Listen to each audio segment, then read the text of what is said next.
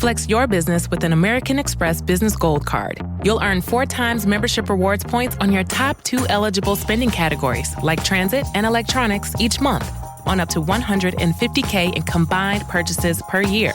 Plus, you can now earn 3 times membership rewards points on flights and prepaid hotels booked on AmexTravel.com. Terms and points cap apply. Learn more at AmericanExpress.com/business-gold. Amex Business Gold, built for business by American Express. This episode is brought to you by Amazon. Sometimes the most painful part of getting sick is the getting better part. Waiting on hold for an appointment, sitting in crowded waiting rooms, standing in line at the pharmacy, that's painful. Amazon One Medical and Amazon Pharmacy remove those painful parts of getting better with things like 24/7 virtual visits and prescriptions delivered to your door. Thanks to Amazon Pharmacy and Amazon One Medical, healthcare just got less painful.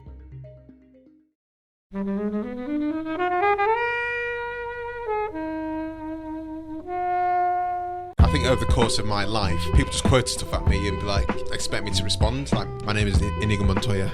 You killed my father. Prepare to die. Yeah, I've heard that before, and I've literally never known where it's come from. Yeah, and I was just like, what are they doing? And then it's here. Yeah. And it's nice. It feels like there's a massive jigsaw puzzle that's like slotted into my cultural references. Exactly. You're yeah. going to plug the Nexus in at last. 118. That's episode 118 of Flixwatcher podcast. Hello, film fans. Thanks for tuning into this episode of Flixwatcher podcast. In the studio today, we have Andy. Hello. Ciara. Hi. And Kobe. Hello. And we are reviewing The Princess Bride. Hey guys, before we get into the show proper, please do find us on Twitter. We are at FlixWatcherPod. Come to our website, flixwatcher.tv. And if you are interested in seeing pictures of Netflix films, come to us on Instagram at FlixWatcher.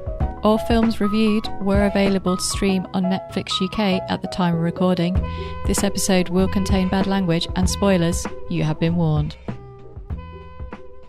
Hello and welcome to this episode of Flixwatcher podcast. Today we have Andy and Ciara with us. If you would like to say hello and tell our listeners about the podcast you do together. Hi. That's Ciara. And I'm Andy. And we are different members of Wooden Overcoats in one way or another. So I'm the producer of Wooden Overcoats. Ciara is Georgie. And Wooden Overcoats is a podcast sitcom about 2 rival funeral directors on the tiny channel island of Piffling Vale, a fictional channel island, so don't look it up or try to visit. So the series follows Antigone and Rudyard Funn, 2 funeral directors who have a solid reputation of being the only funeral home on the island. That is until the swaggering, charming Eric Chapman moves in just across the square and disrupts their lives forever with his sort of Google of funeral homes versus their traditional establishment. Nice. Were you involved in the beginnings of Wooden Overcoats? We've had a few of Wooden Overcoats alumni on here. There are many apocryphal tales Sure. about how it started. How it started. How we all found each other. Now, the way I remember it is I was doing a recording of one of Felix's plays, Radio Man, and we never did anything with it because the recording didn't go necessarily that well.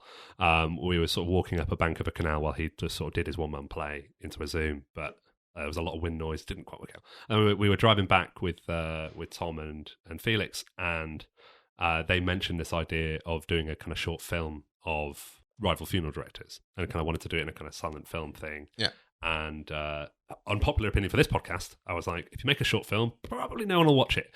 Why don't we make a podcast series? And then that is not how they remember it. But that was like quite a long time before the sort of the January happening where they brought the idea to David, and he apparently went up for a shower and came down with a script. How long was the shower? I mean, David showers are legendary. But more accurately, he came down with a sort of sketch of a plan for how a first episode might look, and then we all met up at the BFI South Bank, and I brought John Wakefield, my co-producer, down because it was my first proper production sitcom effort, and I didn't think I could do 8 episodes on my own. Sure. And as it turned out, me and John became the sort of co-directors on it, and and it sort of went from there. Yeah, it's a really fun podcast. I don't listen to audio dramas really, but I think yours is the only one I listen to. Oh, well, I'll take Yeah. Thank you. I would point you in the direction of some other good ones. The Archers. The Archers, classic. Really good sitcom, that. They really nail farming. There's Imaginarium Dr. Parnassus. Yeah, Jermaine Clement's one, which is hilarious. Yeah, I only listen to Wooden Overcoats. And now Flixwatcher podcast. There's also Victoriosity, which is very worth checking out. Yes, that's Tom Crowley's. Tom is in that. Yeah. He plays Inspector Fleet, the lead in that. It's written by Jen and Chris Sugden, who live in Oxford. Really, really great bit of writing. Not Jen and Chris, who live in Cambridge. Oh my god, that can only be two. And then other good shows. I don't really want to go down a big list of them because we'll be here all day. But let's talk. Big up your own. Yeah. Yeah.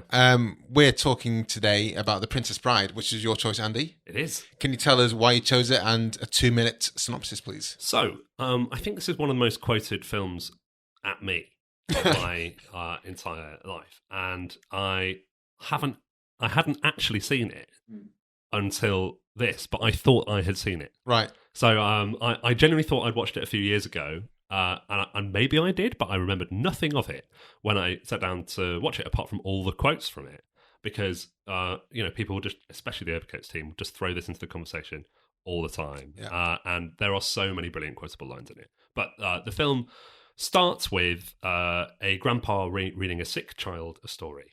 And this child doesn't want to be read a story, he wants to play video games. And he sort of gradually becomes more engrossed in this mad apocryphal tale as the film goes on. And the sort of story within the story is there are a couple on a farm who fall in love over the course of just sort of vague interactions with each other. And then he has to go off on some quest, and then she thinks he's dead, so she gets married to someone else for reasons not clearly explained. And then he comes back to sort of kidnap her back and win her heart back. And then the film continues in its wonderful shaggy dog way towards the end. Helen, your thoughts on Princess Bride? So I have seen this before, probably quite a while ago. It's a strange one. I think, because this is the first time you've seen it. You think so? And have you seen it before? No, I hadn't seen it before. I can't believe I'd never seen it before, but it was the first time I watched it was for this conversation. And Kobe as well. No, this is my first time watching it. But this is a film that came out in 1987, and this is a film that people, at least of our age, held this up as being one of the greatest films ever made, and nothing can touch it at all. And it's kind of like, and I don't know. For us not to have watched it is kind of strange. Well, the thing is, I had watched it, but not in the 80s. Yeah. Or you didn't watch it when it came out? Definitely not. And when I think I thought I'd watched it, I was thinking of Willow. So I think I watched this probably maybe in my 20s, and I thought there were some funny bits in it, but I really, really struggled with it. This time round, or just generally? Well, the first time round, and I was a bit like, I didn't get it. I don't know what it is. And this time round again, I was just, it's not for me. Oh. Controversial. So 1987, which is when this came out. Just going quickly through the list of films that came out in 1987. I'm going to touch on the ones that we would have seen, age appropriate. Spaceballs. So Spaceballs, Robocop, not age appropriate, but I saw that at the time. Masters of the Universe. Definitely. I saw Empire of the Sun quite young. Planes, Trains and Automobiles. Lethal Weapon, would have seen that when it came out. Yeah. So there's lots of Overboard. So a lot of these films, Beverly Hills Cop 2, Police Academy, Mannequin, that's a good one. At this kind of time, there's just these films are on TV like all the time. Good Morning Vietnam is a great film. Absolutely. Yeah. So I just don't understand how we both missed this in like the late 80s, early 90s when we as a kid. It just makes and also it just doesn't make any sense to me. I have seen some. I mean, I say Willow again. I have seen Willow more than once. Inner Space. Yeah, and I don't know. Maybe it is the genre that I would have definitely seen. Dragnet, Three Men and Baby. Keep talking. all of like the Inner Space and things like that. All of the little sci-fi ones. I probably would have seen. But this, I don't know. It just passed me by. I can only think It was. I mean, we had on the show we reviewed Midnight Run, which is a film you watched loads over the 80s. But for me, for whatever reason, I just hadn't seen it. So it might have just been literally a film that the name didn't appeal to me. And I think as a 7-year-old, 8-year-old, when this would have come out, so maybe 9 when it came to TV, the title The Princess Bride for me would be like, ugh, give me a RoboCop. Yeah. And I think must Give me films with swearing in. Yeah, I think that must have been the reason that it escaped my mind. I think that might have been how I thought I'd watch it but not watched it as well. Well, I must have had that feeling of, oh yeah, I'm going to watch that later, and then sat down to pick it and gone, oh, I'm going to pass on The Princess Bride and watch something else. Yeah. I must have done that so many times that I just believed I'd seen it. I mean, I wasn't alive and I'd never heard of it. So. Hot takes from Ciara. So what were your thoughts on watching it for the first time, not knowing it existed? I mean, I actually did really enjoy it, and I think I've definitely heard people, as you say, like saying the quotes at me, and I've heard some of the little lines before, and it was cool seeing like Robyn Wright. I mean, I'd seen her in like Forrest Gump or whatever, but like seeing her when she's like super young in the film. I mean, I think that is a bit problematic in the way that there's literally like one female character. There's two. There's her, the young woman, and then there's the old woman who shouts at her towards the end of the film. Yeah. But even the Queen, like the Queen doesn't speak. Queen as well, she doesn't have. She has like one line. Yeah. So I was a bit like, you've got the kind of pauper that just goes. Yeah. Oh wait, no, there's the other one. There's the nagging wife of the miracle worker as well. There's a lot of bad female characters. Yeah. Miracle Max's wife. Yeah. Yeah. So yeah, I mean, I don't really know what to make of it. Apparently, it's a cult classic, isn't it? And I can see why, it's quotable because those lines are. Some of them are really funny. Some great dialogue. Yeah, there's some really good dialogue, but yeah. I think like yourself, I knew literally all the quotable lines from it, and I think over the course of my life, people just quoted stuff at me and be like, expect me to respond like marriage. I'm like, I don't know. Inconceivable. Am I supposed to? What am I supposed to do? Yeah, inconceivable. And one of the last ones I got was the my name is Inigo Montoya.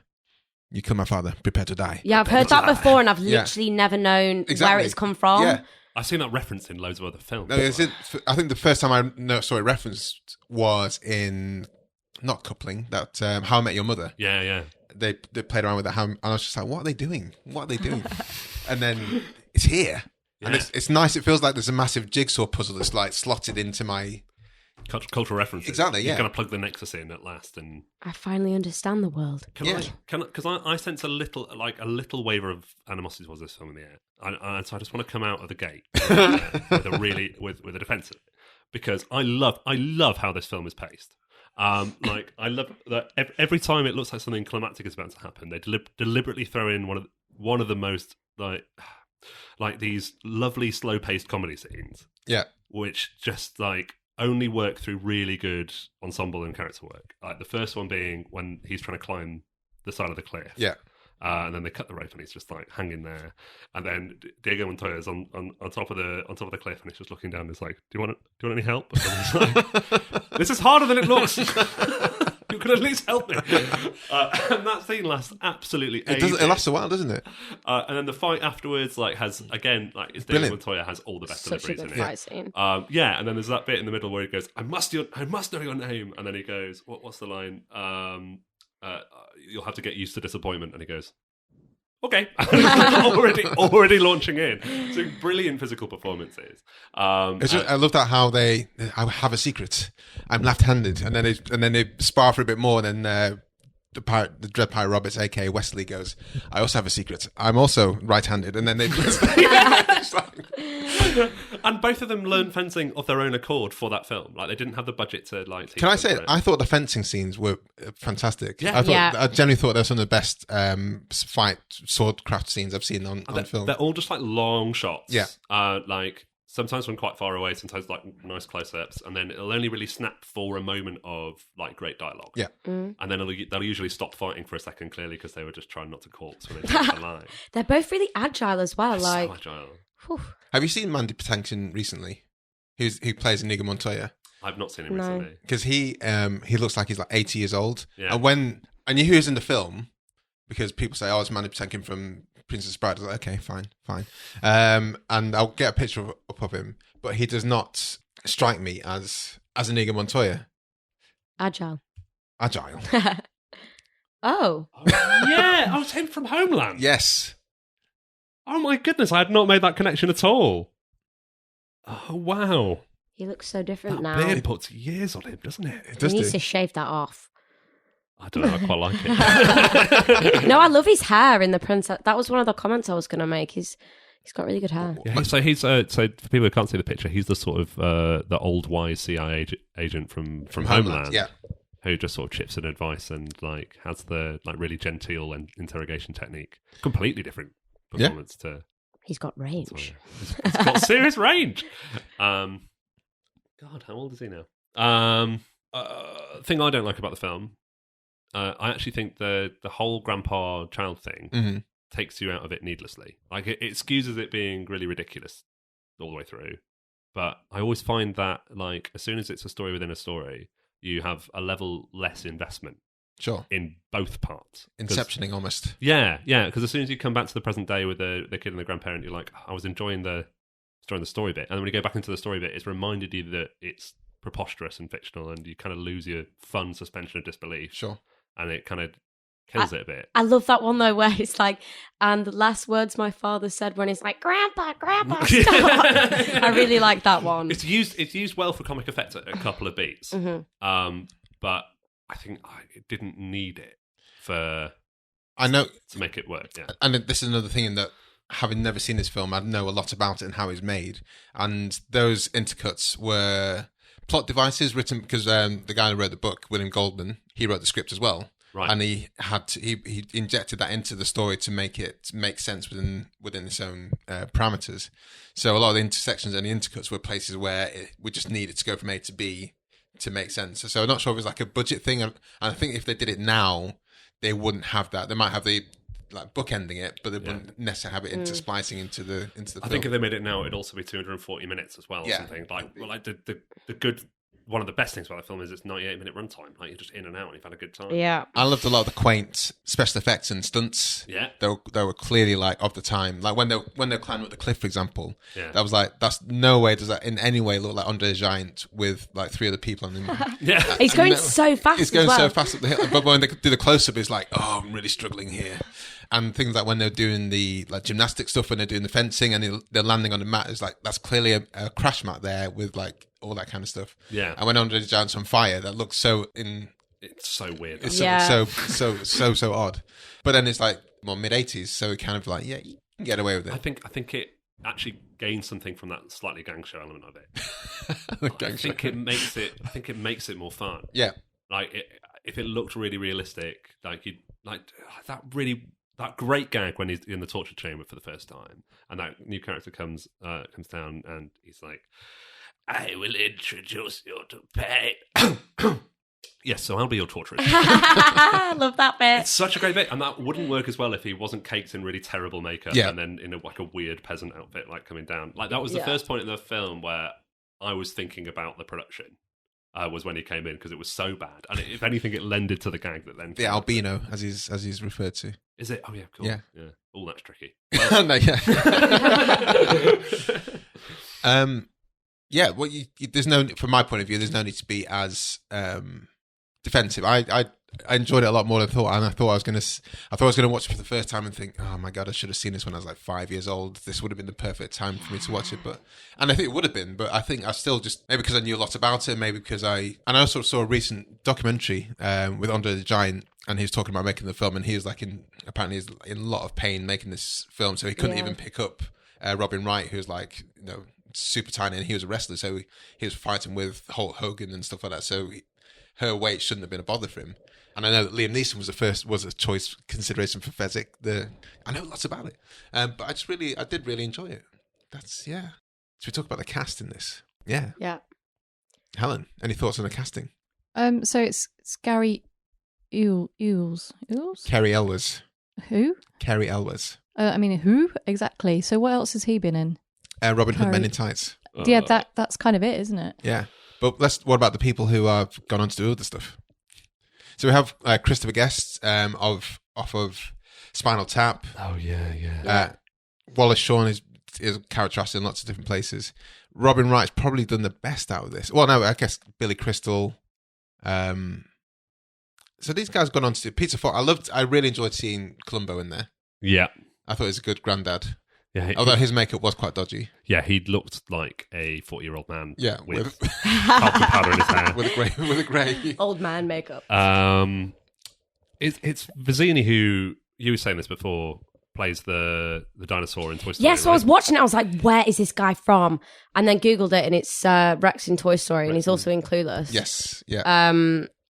But yeah, that's the first person I saw in it that I was like, oh my God, like that is someone... You know. I know. Yeah, but I think my problem with Vizzini as a character is the bit when we can do spoilers, can't we? Yeah. When he dies of the poison, you're happy that he's dying, but for the wrong reasons. Like he is consistently quite annoying up to that point. Like the inconceivable thing. Yeah. It's only really funny for the immortal riposte from Diego Montoya, where he goes, that word you're using. It does not mean what you think it means. It's interesting, it's got Mel Smith in it. Yeah, as the albino. Who's that?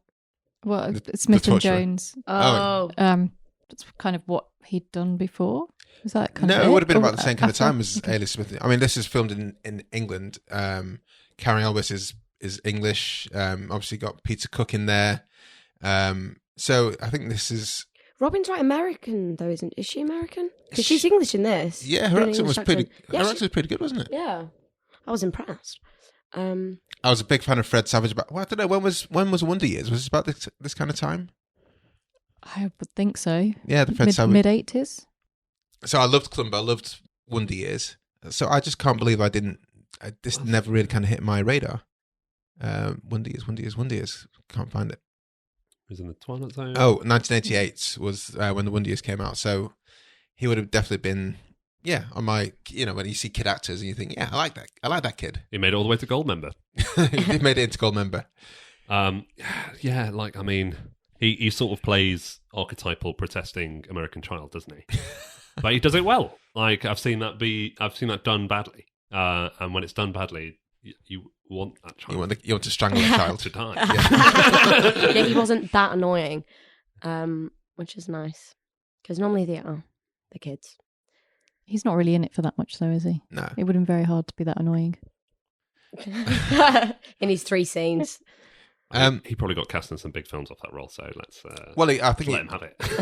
Definitely landed. Gold member. I mean, the Wonder Years was a huge TV show at the time when we were growing up. So I think let's have a look at Cary Elwes. He's just done bits and pieces. Yeah, is he listed as a director? Was that his main credit up top? I think that's a role he played in the film. Oh, I see. Director. Oh. Director. Yeah. Yeah. Oh, wow. I don't think I've seen any of them. I mean, to be fair, what he's doing in this film, I mean, his fight stuff is great, but I think most of his fight stuff is when he's in the mask, isn't it? So it's most of us in a mask, but also I really like the bit when his kind of legs have turned to jelly. I thought the physical acting there was really... That was good. That was impressive. What are the bits that I like? There's some fun stuff in the lava forest with him and Robyn Wright. Yep. It's not the lava forest, is it? The fire swamp. Fire swamp. With the rat things. What are they called? Rodents of unusual size. Random. Great joke. So this is another one. Did you know what that reference was? No. Helen and I are in the quiz team, and everyone, a film quiz team, and everyone, of course, has some kind of film quizzy punny name, and one of the teams is rodents of unusual size. Right. And I just thought that was a name they came up with one time, and that was the name. And now when they said it, I was like, yes, I know that reference now. There's another great bit of pacing when you first see the rodents of unusual size. Yeah, she's just fallen into the lightning sand. Yeah, and then he ties the thing on, dives in after her, and then you just get a still shot for absolutely ages. And then that really weird rodent of unusual size comes up, just sort of spikes the camera, and it's like, oh, hello, and then just disappears off. And then it's still another few seconds before they emerge. It's just a great bit of wrong footing where I just found myself giggling from it. I really like that. Apparently pacing gags are how to get me.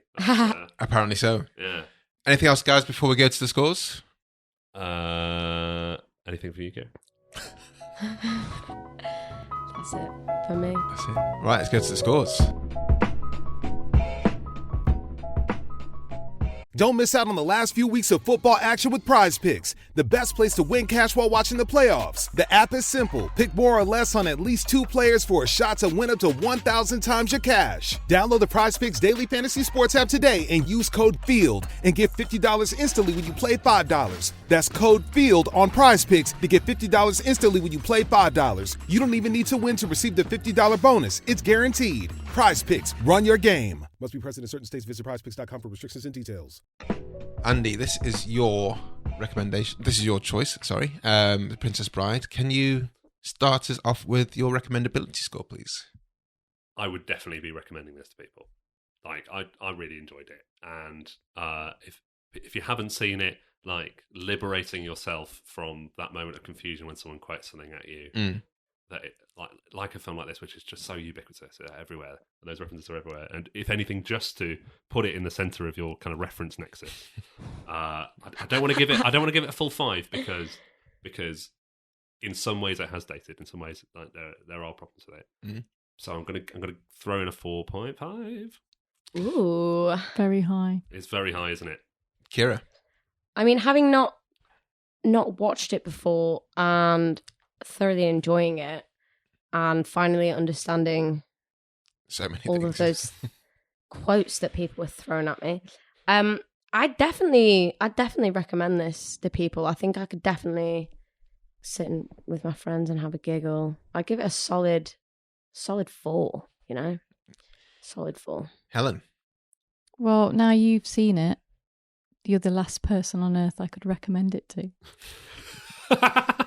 Well, if you met someone else who hadn't seen it, I'd be a bit indifferent. Sure. I know people have so much love for it, and I think that it's one of the things about it is that you've come to it this late and you really love it, and I know people have so much love for it, but I found the catchphrases just really a bit irritating. I don't know who I'd recommend it to.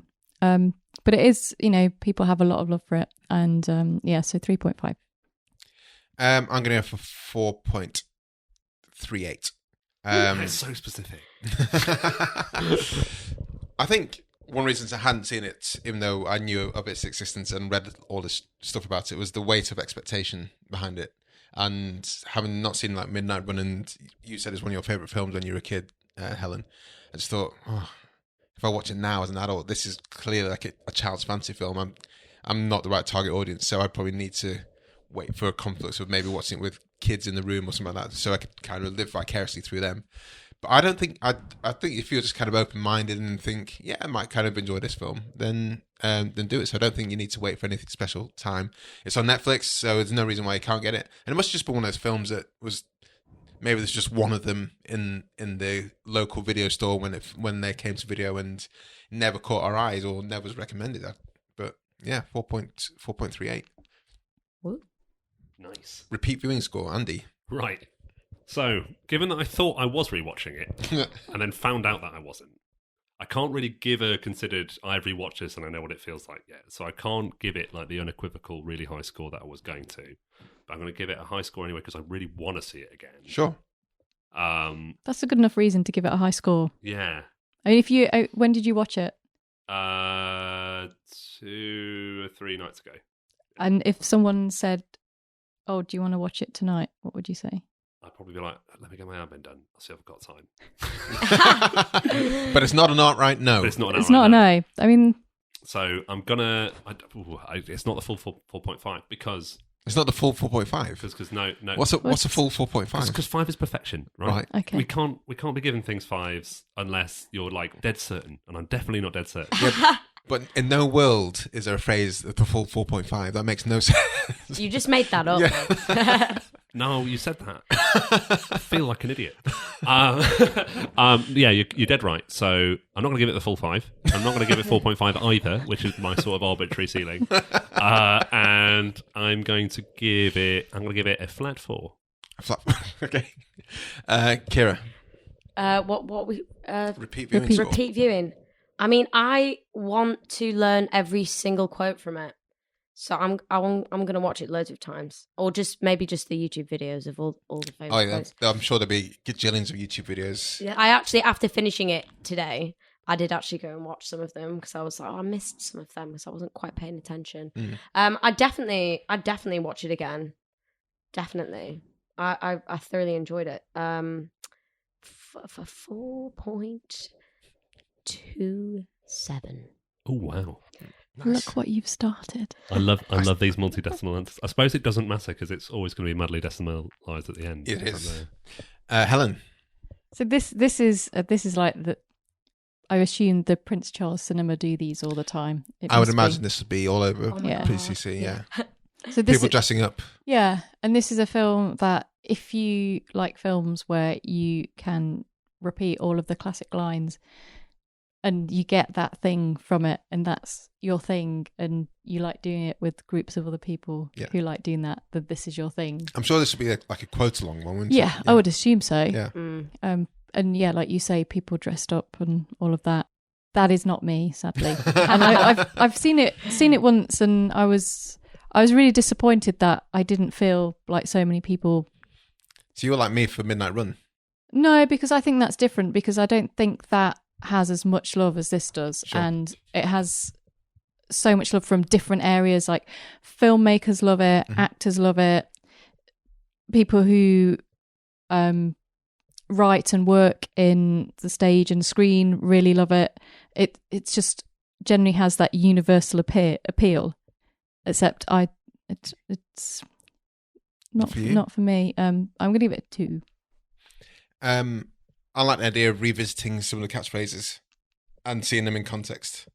And I think that bit where that word you said a lot, I do not think you understand what it means. I think that's one that does have me in stitches, just that that line.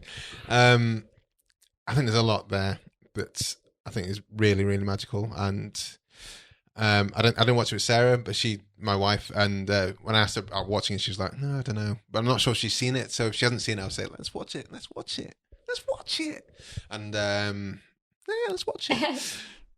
like the idea of going to Prince Charles as quotes along. I think that sounds splendid. Yeah. I'm going with you. Absolutely. Let's all go. Let's all go, but you don't have to go. I'll have learned all the quotes by then. Yeah. Yeah. I won't have done that. I do not have time, but I'll try. I'll just go. Yeah. But I went to a sing along for Pitch Perfect and had all the lyrics on for all the stuff. So they'll just have the subtitles on, and everyone will just join in. Oh wow! Bit, so I feel like I'm part of something. Yeah, a movement. I'm gonna go for 3.8. I think 3.8. Nice. Small screen score. Andy. I mean, we've just been saying how we want to go see it in the Prince Charles Cinema. But there's the small screen, there's the cinematic experience, the collective experience. There's would this look better? I think this looks fine. I mean, it's one of those. It's properly like a Sunday afternoon, sit with a cup of tea and watch it film, as well as like have a couple of beers and watch it with somebody as well. Like it transcends both of those things. Like I'd very happily I don't have kids, but I'd like watch it with one of my little cousins and have a great time with a Sunday afternoon. But also, just watch it by yourself. What are we doing tonight?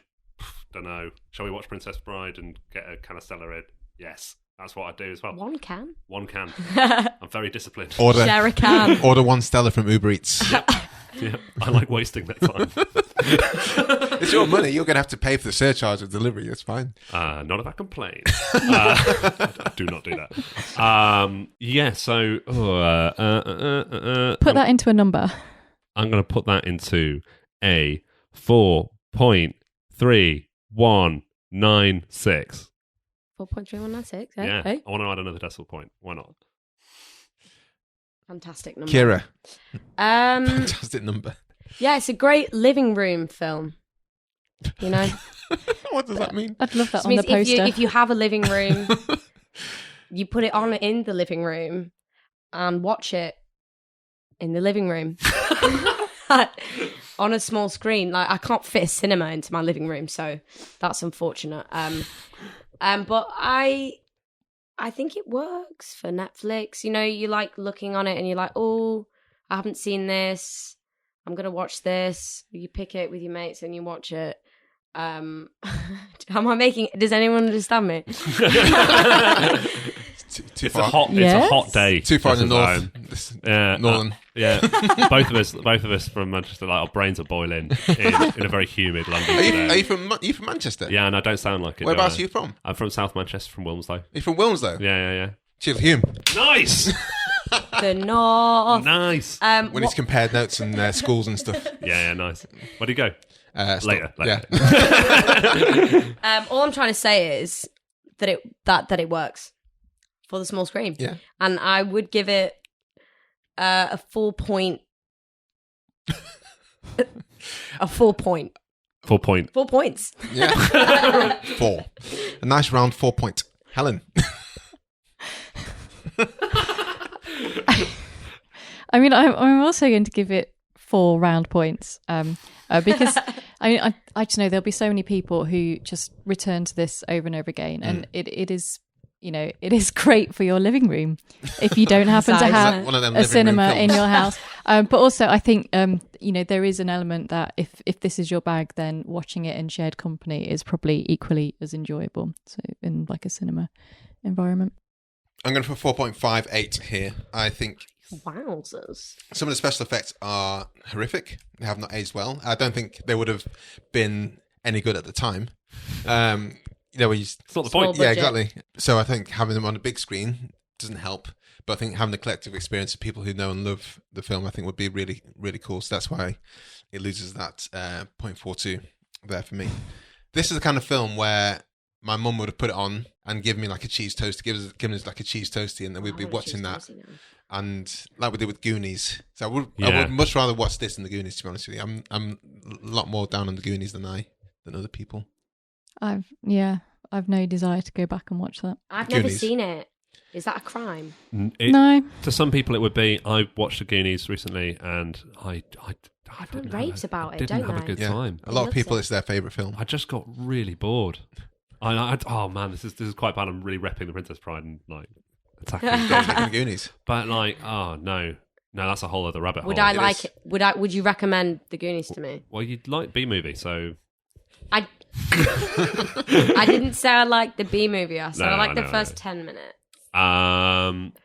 You know what? I think I was in a bad mood when I watched the Goonies, and I would be prepared to give it another go. I think everyone should watch you should it. give it a go. But you might find it a little bit underwhelming. Okay. And troublesome. I've got other ones to watch first. Yeah. Engagement score, Andy.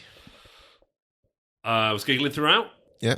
I watched it with my friend Pip, who had seen it before, and he basically spent the whole time like just nudging me, like big smile on his face. Oh, this bit's coming up, and like pointing stuff out. Can I say I kind of hate those people when you watch it for the first time? I just want to be normally. Yeah, I'm completely with you there, but in this case, because it was like. He's quite a grumpy man, and he was just filled with childish joy, and it was just I had such a great time all the way through. I think I stopped the film at one point to go and get a cup of tea, and that was just because I had a very necessary need for tea. Sure, because it was British. Yeah, because it was a humid, hot day, and it just sorted me out. I'm going to give it. I'm going to go 4.5 again. Engagement. I just had a lovely time. I'm so sorry you didn't really love it. No, it's. I mean, I've tried before, and the first time I watched it, I was a bit like, oh. Did you watch B-movie first? I know we're not supposed to reference the other episode, but yes, right, but not on the same day. Not on the same day. Oh, okay. I was just looking at my. I was quite looking forward to watching it again and going, maybe I can watch it this time and I will get it this time. But it didn't happen. And the only notes that I wrote down were Gremlins, which I can only think that when I was watching it, I was thinking, I wish I was watching Gremlins instead. Because I think that is the film that means what The Princess Bride means to some people, possibly. In kind of a weird way. Gremlins is great at the Prince Charles, by the way. I'd love to see that. Prince Charles cinema. I mean, I think that is more the kind of film that I really, really liked. And when you sort of saying about going back to the Goonies, I remember watching it and I mean, liking it probably when I was a child, but like the thought of going back to that, I have zero interest, but I will constantly go back to Gremlins because I really like Gremlins. When you saw the Gremlins as a kid, were you shit scared? No, I just thought they were really. I really liked the bit where they do the chrysalis thing, and they come out and they're all like freaky and scary. And when they get blended and put in the microwave, and then when they attack spoilers people. For Gremlins. Yeah, sorry. Yes, Gremlins scared the shit out of me as a kid. When I watched it at Prince Charles like 3 or 4 years ago, it's an out-and-out comedy. It's just like not in any way a scary film. I had this with what was that film? Toy Soldiers. Yeah, I like that as well. Were you scared of Toy Soldiers? I was pretty young when that came out. Yeah, and I think it was the bit when they do the all-out assault on the house. Like I got properly freaked out. It was something about it. But then it's immediately followed up by the classic bit where they're firing tennis balls that are on fire in, and then that person's like doing blasting the away. Anyway, spoilers for Toy Soldiers. Engagement score, Ciara. I mean, I was fully engaged in my living room, which is where the perfect place to watch it is. No, I mean, I was laughing. I thought it was really funny. I really liked the costumes. I felt like I was being thrown back in time looking at some of the like weird, bad special effects in the film in general. Yeah, I mean, I'm going to agree with Andy and give it a 4.5 because I didn't pause it. Sure. And you watched it in your living room. That should go on like a poster somewhere. Perfect for your living room. I wasn't as highly engaged. 3.5. 3.5. I'm going for 4.1 here. Yeah, that's good. I wouldn't have watched this if you hadn't chosen it, Andy, because I was probably waiting for younger children who hadn't seen it to watch it to try and live through them. But I'm glad you did. I enjoyed it a lot more than I thought I was going to. And right from the start, even, I thought it was a nice kind of setup into it and loved it all the way through. Not loved it all the way through, but I was just like into it all the way through. So 4.1 for me. And that gives us an overall score of 3.97. Woo. Just a slice underneath the 4 there. Helen, you've got a list of previous Wooden Overcoats guests and how their films rated. Do you want to do a quick rundown? Yeah. Do we want to do it in order or we just want to do it randomly? Just go down the list you have there. So The Princess Bride is 3.97. Mm-hmm. Pirates, An Adventure with Scientists, to give it its full title. One of the full titles, there's a few. Ham Night! Oh, I love that film. The conversation we had about Christmas ham. Oh my God, I bet.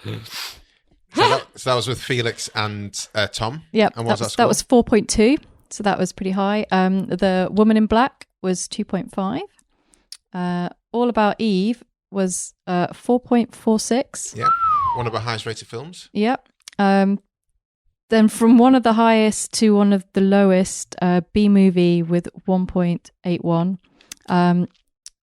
And Pride and Prejudice with Zombies. I'm amazed that got 2.38, really. Well, it's quite... Yeah, had some stuff going for it. And that gives us an overall... Yeah, so that's That was his third, so, I believe. yeah, third. Yeah. Nice. Woo. Third and last. So we do, as always, reach out to Twitter. And do follow us on Twitter at FlixWatcherPod. In this case, we put the tweet out. We're reviewing Princess Bride with Ciara Baxendale and Sound of a Goddard from at Overcoats Wooden. Gives your thoughts for an on-air shout-out on Flixwatcher. And we got a decent response. I would expect. Which I expected. All these diehard fans. Do you want to take the first one, Andy? 5 stars. What can I say? A classic. That was from What Were They Thinking at WWTT Podcast. Thank you very much, guys. Ciara? What is SO? I've always wondered this. Significant other. I get everything now. Yeah. My significant other's all-time favourite film and book. Goldman and Reiner combined exemplary writing and a stellar ensemble to produce a quotable cult classic. Special mention to cheesy keyboard incidental music by Mark Knopfler. Knopfler. Yeah. 5 Peanuts. 5 Peanuts. Is that Mark? I'm not going to talk about Mark Knopfler. We wouldn't talk about Rob Reiner. He has our highest rate. He's the director of our highest rated film on Flixwatcher Podcast, which is When Harry Met Sally. Oh, right. So he went on to do huge things after this. And he really fought for this film, part of my research and knowledge about Princess You know a lot about this What film. else did he do after How I Met Sally? Because I was under the impression he did this and then almost nothing else apart from... Well, no, he directed, I mentioned the film already, with Christopher Guest. Spinal Tap. Spinal Tap. Oh, yeah, of course. Oh, God, yeah, I'm a big idiot. Yeah, of course. So I can't remember the rest of his films off the top of my head, but he's onto his good stuff. Helen. So this is from Death by Film podcast.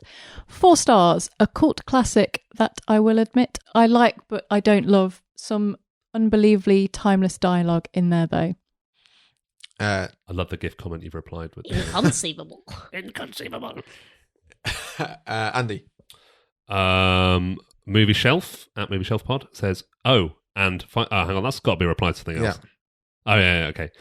Seen it, love it, heart. Even use a theme score as our wedding processional and storybook love story for our first dance. Oh, and 5 stars, of course. And there is real love for this film, isn't there? Oh, do you think they had a themed wedding as well? Like if they wore the outfit? I've got to say, I would hope so. Costumes from the wedding were lush. The jewellery, I really want all of it. Kira. Bad casting pod, 5 stars. And then they have quoted the timeless as you wish. It's nice, that. And do you want to finish up, Helen? I mean, let's rewatch. They say it's a perfect movie, but there's no stars. There's no stars. Well, can infer 5 is perfect. I guess I'm assuming a 5. 4.5. That's 4. That's the full 4.5. A 6. Thank you so much, guys. Can you just sign off for telling people where they can find you online and say bye to people? You can find me on Twitter at Sound of a Goddard and occasionally on Instagram at Radio Goddard. Goodbye. I'm Ciara, and you can find me on Twitter and Instagram at Ciara Baxendale. Awesome. Thanks Thank you so much for your time, guys. Thanks for listening, everyone. Thank you very much for having us. Bye. Bye. Bye all. Enjoy listening to Flixwatcher podcast? Make sure you're subscribed wherever you listen to your podcasts. Why not leave us your 5-star review on iTunes and follow us at Flixwatcher Pod on Twitter. Thank you, Rachel Jordan, for editing this podcast and making it sound so smooth and slick and sweet. And thank you very much to Mighty People for the tunes that you all are enjoying now.